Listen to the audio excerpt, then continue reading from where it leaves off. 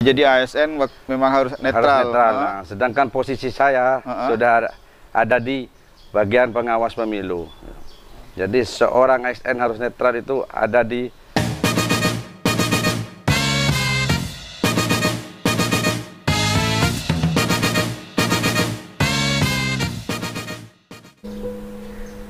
Assalamualaikum warahmatullahi ta'ala wabarakatuh. Sahabat Bawaslu, bertemu kembali dengan saya Cak Korib dalam podcast Bawaslu Kabupaten Probolinggo. Kali ini saya ingin bincang-bincang dengan salah satu bagian dari Bawaslu Kabupaten Probolinggo. Beliau adalah seseorang yang selalu standby di Bawaslu Kabupaten Probolinggo. Bahkan juga beliau merupakan salah satu senior staf senior yang berasal dari PNS, ya, dari PNS. Dan siapa beliau? Kita minta cerita tentang pengalaman beliau di Bawaslu Kabupaten Probolinggo, bahkan sebelum ada Bawaslu. Sahabat Bawaslu, yuk kita bincang dengan beliau ini. Assalamualaikum warahmatullahi taala wabarakatuh. Waalaikumsalam warahmatullahi wabarakatuh. Mas Muhammad Purwanto. Ya Pak. Monggo dibuka dulu Mas. Biar ya. Memang sekarang ini kita harus benar-benar berhati-hati untuk menjaga di masa pandemi ini kesehatan kita, imun kita, tetap pakai masker ya tentunya ya. Tetap, ya, dan kita jaga jarak ini ya. Kita jaga jarak sudah 1 meter dan sudah vaksin tentunya. Sudah Mas Pur ya. Sudah. Dan saya ingin menggali banyak hal dari Mas Pur karena Mas Pur ini adalah merupakan bagian dari Bawaslu, bahkan sebelum Bawaslu itu ada. Mas Pur, saya ingin dengar ceritanya Mas Pur. Pertama, sejak kapan Mas Pur jadi PNS nih? Dan ceritanya dari awal. Enggak, ceritakan Mas Pur. Saya diterima di CPNS tahun 2009. Itu langsung ditempatkan di Satpol PP, Pak. Tapi sebelumnya honor daerah, mulai tahun 2001 berada di Dinas Perhubungan. Setelah 2009 diterima CPNS, langsung dipindah di Satpol PP. Berjalannya waktu sampai 2014 ada penugasan baru yang harus saya terima, yaitu di Panwaslu. Oh, di Panwaslu. Tahun 2014 ditugaskan tugas perbantuan staf di Panwaslu. Panwaslu Kabupaten Probolinggo ya pada saat itu 2014 ya. Yang masih ad hoc. Masih ad hoc. Iya. Selesai. Setelah itu kita kembali ke instansi lagi di Satpol PP. Setelah masa pemilu selesai, waktu itu pilkada ya 2014 selesai, kemudian kembali ke instansi masing-masing. Waktu itu Mas Pur instansinya apa? Di Satpol PP, Pak. Tetap Satpol PP ya. Kembalikan ke Satpol PP lagi. Nah, kemudian gimana ceritanya hingga sampai sekarang bisa di Bawaslu ini? Pilkada 2017 ada panggilan lagi surat dari Bupati, perbantuan lagi untuk di Panwaslu. Akhirnya izin pimpinan berangkat ke Panwaslu 2017 ya. Dan pada waktu itu masih Panwaslu masih, Pak. Panwaslu Kabupaten masih ya. Dan Panwaslu. Pimpinannya waktu itu 3 orang. Masih 3 pimpinan. 3 pimpinan, Pak Zaini Gunawan Songot, kemudian ketuanya saya Imam Afandi. Itu 2018 ada peralihan menjadi Bawaslu dengan pimpinan 5 komisioner. 5 komisioner. Sampai sekarang yang dan tetap Mas Pur mengabdi di Bawaslu ya. Luar biasa, banyak sekali panjang sekali perjalanan karir di Bawaslu, bahkan sebelum Bawaslu, yaitu waktu itu masih panitia pengawas pemilu Kabupaten Probolinggo, Mas Pur. Luar biasa Mas Pur. Saya ingin tanya waktu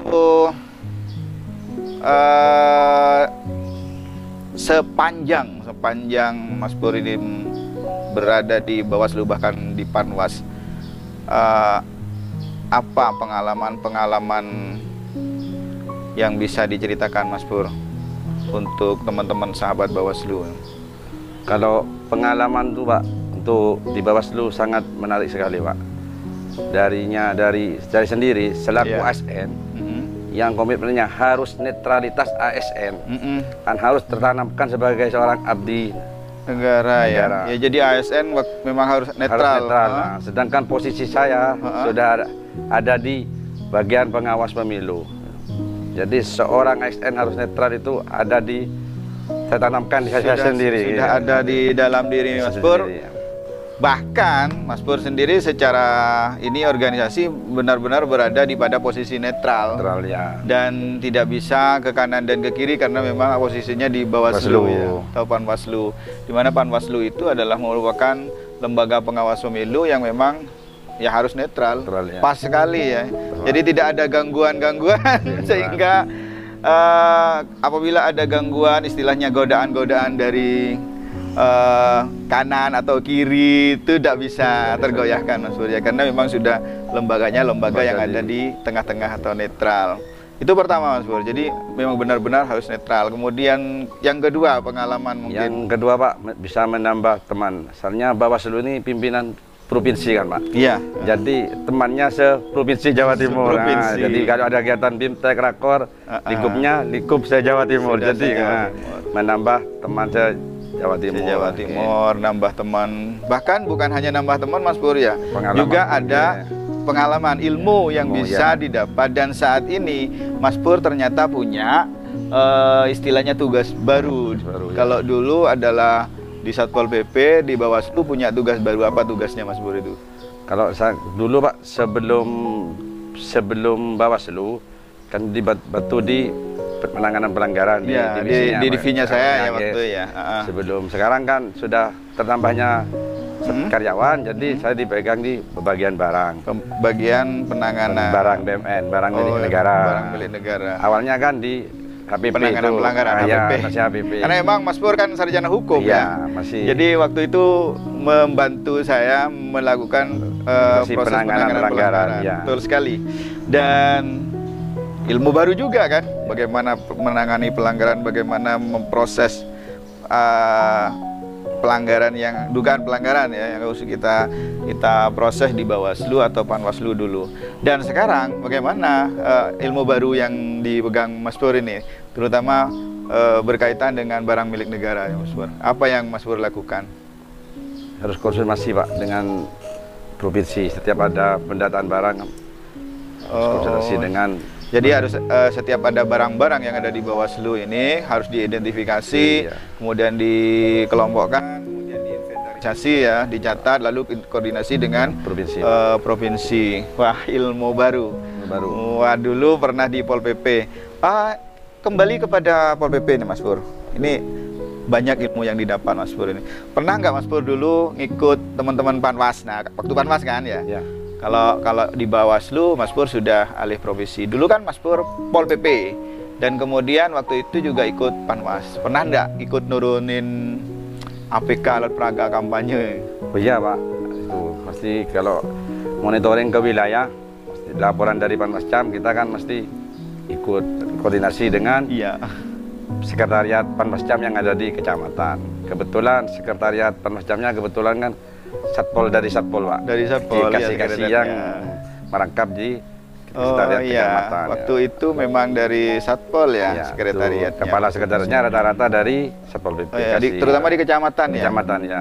Karena dia adalah waktu masih ad hoc ya, Panwas. Jadi koordinasinya mudah kan Pak? Sangat mudah karena Mas Pur sendiri berasal dari Pol PP dan teman-teman yang di Panwascam Pol PP semua, sehingga sangat mudah koordinasinya. Jadi ada masalah di lapangan bisa langsung. Penanganan pelanggarannya sangat mudah, penanganan pengawasannya juga sangat mudah karena satu korup ya. Mas Pur luar biasa. Dan sekarang berbicara tentang tadi saya sambungkan tentang netralitas ASN di masa pemilu dan pilkada. Apa yang harus dilakukan oleh ASN dalam pemilu dan pilkada, Mas Pur? Karena Mas Pur kan sendiri ASN ya. Iya Pak. Apa yang harus dilakukan di masa pemilu? Mas Pur sendiri harus netral ya? Kalau saya kan iya Pak. ASN harus netral.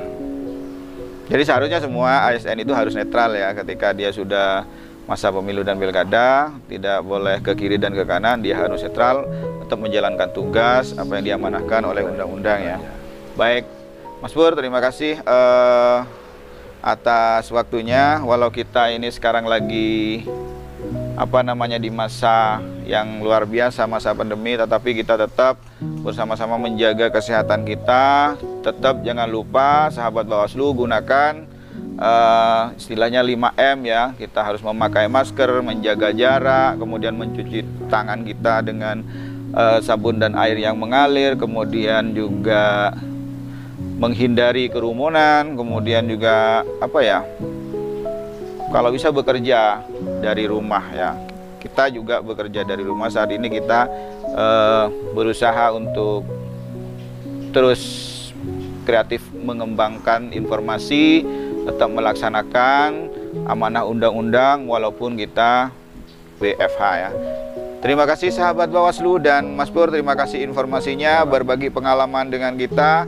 Ternyata banyak ilmu yang didapat di Bawaslu, ilmu baru yang bisa diaplikasikan dalam kehidupan sehari-hari dan bisa kita informasikan kepada sahabat Bawaslu semua. Terima kasih semua dan jangan lupa tetap tonton, like dan subscribe video kami. Kami akan terus menginformasikan informasi tentang Bawaslu dan kepemiluan, karena itu adalah merupakan amanah undang-undang. Terima kasih, saya Cak Korib dan podcast Bawaslu Kabupaten Probolinggo mengucapkan Assalamualaikum warahmatullahi wabarakatuh.